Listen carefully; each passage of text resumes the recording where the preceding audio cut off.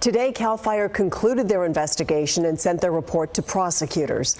7 workers were killed in that blast at a warehouse where professional fireworks were stored without the proper permits. They are Jesus Ramos, Johnny Ramos, Joel Melendez, Carlos Rodriguez Mora, Neil Lee, Angel Voyer, and Christopher Pocog. KCRA 3's Peyton Headley joins us now live after talking to the mother of a victim about the fact that no one's been arrested in this case so far. Peyton? Yeah, she called this a life-changing nightmare. Now, Lupe is the mother to Joel. He was the married dad who had another baby on the way. His mom says she's frustrated that after 6 months, there have not been any arrests. So tonight we know CAL FIRE is handling what they called a complex investigation, and they're handing that over to the Yolo County DA. That office will decide if any crimes were committed, and if so, who to charge. The DA's office says it's reviewing CAL FIRE's reports.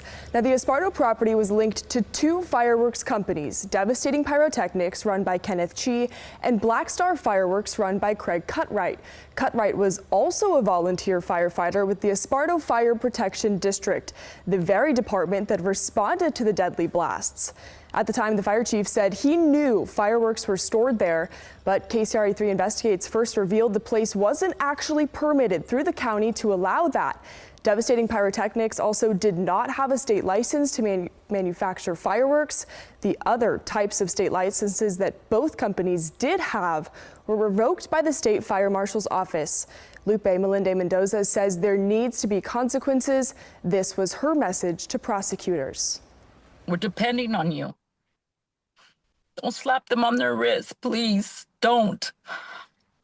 Of course, it's not going to bring my son back. It's not going to bring the 7 back. But please do your job. You don't understand how that would help somewhat. Joel leaves behind a wife and 2 children, one of them born 4 months after he died. Joel's wife sent us a statement saying their family is still living the aftermath every single day. She says they are praying for answers, clarity, and peace for every family that's been forever changed by this. Again, the case is now in the hands of the district attorney, but no indication on when those charges could be filed.